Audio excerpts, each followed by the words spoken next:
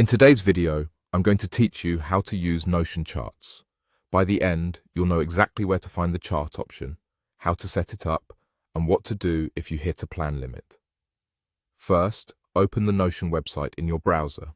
Once your workspace loads, decide whether you want to add a chart to a brand new page or an existing one. If you're starting fresh, click Create New Page and give the page a clear title so you'll recognize it later. If you already have a page in mind, open that page so we can add the chart right where it belongs. Inside your page, hover your cursor where you want the chart to appear. Click the plus icon to add a new block, then select Chart from the block options. If you don't see it right away, start typing Chart in the search field to filter the options. Placing the chart block early on helps structure your page, but you can always move it later by dragging it to a new spot. When the chart block appears, start by naming your chart. Use a descriptive name that reflects the data you're visualizing, like monthly sales, team capacity, or project progress. Clear names make it easier to find and reuse your chart across pages. Now, a quick note about plan limits. Some workspaces include a limited number of charts on the free plan.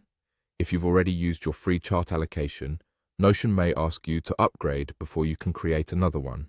If that happens, you'll need to upgrade to proceed.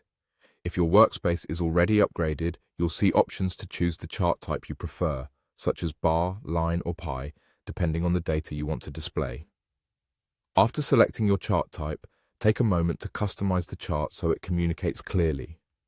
Adjust the title, labels, and legend for clarity. Make sure your axes are labeled in a way that matches your data, and pick colors that make categories easy to understand at a glance.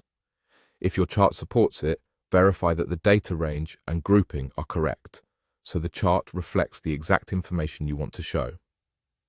Small tweaks here, like sorting or formatting values, can make a big difference in readability.